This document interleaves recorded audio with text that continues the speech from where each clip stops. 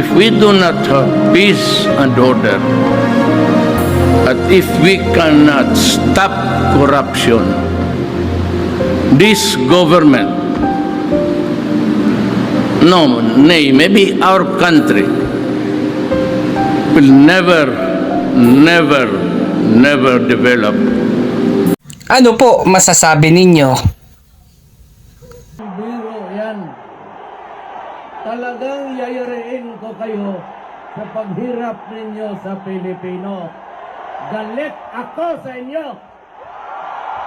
Kaya to the Filipino people, I kiss the flag of the Republic of the Philippines. Racket dyan is yung ghost project. So walang delivery ghost project. Marami yan. Karamihan yan, it's the regional director. Ipapalabas nila na may project ito, but wala. So the best way is to conduct an audit of those projects to determine if they are ghost projects or not. And I think they are plenty. And I dare say that ang pinakamarami siguro matanggal would be from DPWH. I really intend to clean government. At least kung hindi ko kaya, maminus-minusan ang kurakot sa gobyerno. Yan na lang ang konselo ng tao na mahuli at mapreso.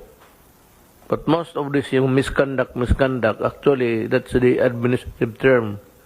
Pero kung tignan mo yan ang crime nila in the penal side, mga falsification yan, malversation.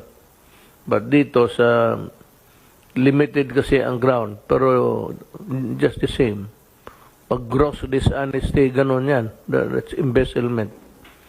Ang pinakamarami, itong road right of way na hanggang ngayon, ayaw ko kung ano nangyari. This was this scandal in somewhere in Cotabato. Anak ni Jinggoy.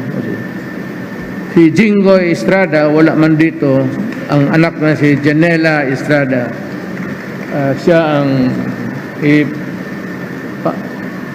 saan ang tatay mo ngayon? Sa Iloilo po po. Kurado ka? So, ito, represented by the daughter. Alam mo, sabi nila kulong. Hindi. Ano pa naman yan? Wala pang kaso. In her speech, the former president noted how Duterte supported her when she was an undersecretary for trade up to the time she entered politics. She also cited Duterte's help in her candidacies.